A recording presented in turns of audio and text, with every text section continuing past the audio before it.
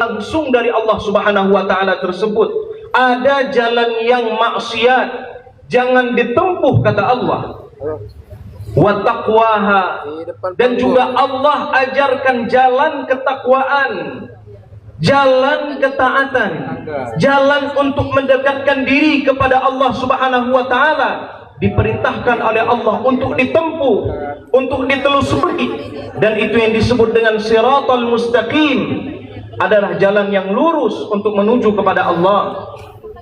Tapi Allah tahu, Allah maha tahu manusia yang memiliki jiwa itu cenderung kepada fujur, makanya Allah dahulukan fa'alhamaha fujuraha wa taqwaha.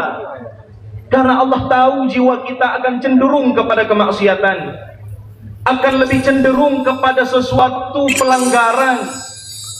Maka sungguh kata Allah, qad aflaha man zakkaha, telah beruntung dan sangat akan beruntung bagi orang-orang yang senantiasa menyucikan jiwanya, senantiasa ingin bertaubat kembali kepada Allah. Hamba yang telah bergelimangan dosa itu kembali kepada Allah seraya mensucikan jiwanya, maka sungguh beruntung orang tersebut. Wa qad khaba man dassaha, sementara orang-orang yang senantiasa mengotori jiwanya atau membiarkan jiwanya berada di dalam kekeruhan, di dalam noda yang mungkin tak bisa lagi untuk dihapus, maka sungguh orang tersebut khaba, sungguh celaka orang tersebut. Hadirin hadirat yang dimuliakan oleh Allah Subhanahu wa taala, jiwa itu telah Allah ciptakan dan diklasifikasikan menjadi 4 jiwa jenisnya. Ada yang disebut dengan an-nafsul mutmainnah, yaitu jiwa pada posisi letaknya paling tinggi, jiwa yang paling mulia, jiwa yang penuh dengan keridhaan Allah Subhanahu wa taala. Kata Allah Subhanahu wa taala, ya ayyatuhan nafsul mutmainnah irji'i ila rabbiki radiyatan mardiyah. Kembalilah kepada Allah, baik kembali di dunia untuk pertaubatan atau kembali kepada Allah dalam penuh keridhaan. Itu nafsu mutmainnah. Hendaknya kita mencapai nafsu itu, atau kalau tidak bisa kita mencapainya, maka disebut alhamaha fujuraha wa taqwaha, yaitu an-nafsul mulhamah, nafsu yang telah terilhami, nafsu yang lebih cenderung kepada kebaikan, kepada ketaatan, meskipun beberapa kali juga pernah melakukan kesalahan, tapi dengan dominasi kebaikan terhadap keburukan, insya Allah kebaikan akan menghapus keburukan tersebut, maka jadilah sumul hama. Tetapi agak ada jenis yang ketiga yang disebut dengan nafsul lawamah, nafsu yang lebih cenderung kepada keburukan, meskipun ada beberapa persentase kebaikan, masih lumayan, tapi sudah didominasi oleh kemaksiatan.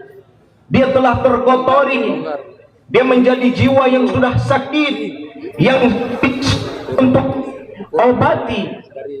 Itu disebut dengan lawamah, karena dia akan mencela dirinya sendiri.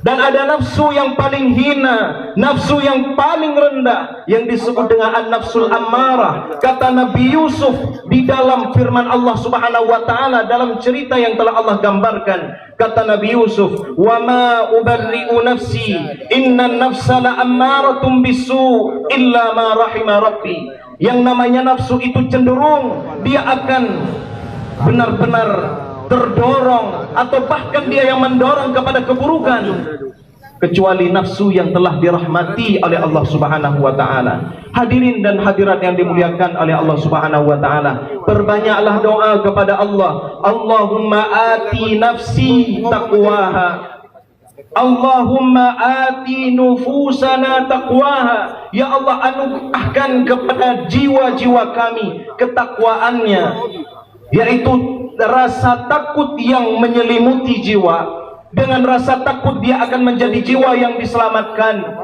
dia akan menjadi jiwa yang terpelihara dengan izin dan rahmat Allah.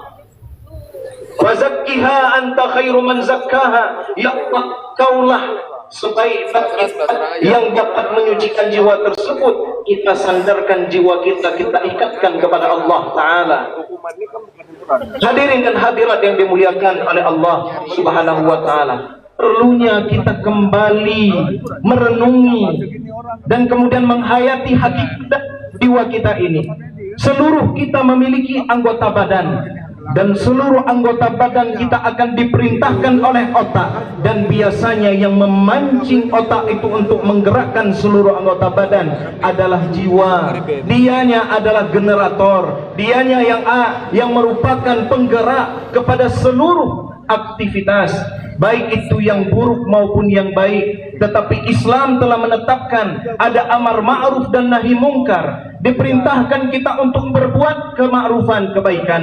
Diperintahkan kita untuk menegakkan yang namanya kebaikan, jalan yang telah Allah tetapkan. Dan kita diperintahkan untuk melarang. Tidak hanya kita mencegah diri kita, tidak hanya kita mencegah keluarga kita, bahkan masyarakat yang ada di sekitar kita, kita larang mereka untuk berbuat kemungkaran.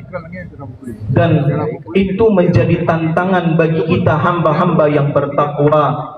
Hadirin dan hadirat yang dimuliakan oleh Allah Subhanahu wa Ta'ala, mari kita sadari kita adalah hamba-hamba yang serba kekurangan, kita yang penuh bergelimangan akan kekhilafan.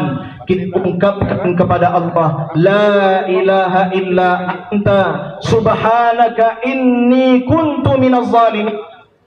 La ilaha illa anta subhanaka inni kuntu minaz zalimin.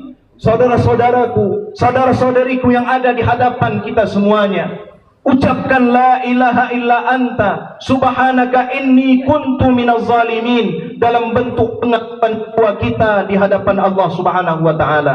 Allah sayang kembali kepada kita, agar Allah akan curahkan rahmatnya kepada kita. Dan kemudian hadirin dan hadirat, pada penutupnya sebuah ayat yang sangat menakjubkan di dalam firman Allah Al-Quranul Karim, terdapat di dalam surat Al-Furqan, di mana Allah Subhanahu wa Ta'ala berfirman, illa man taba wa amana wa amila amalan saliha fa ulaika yubaddilullahu sayyiatihim hasanat wa kana Allahu ghafurar rahim.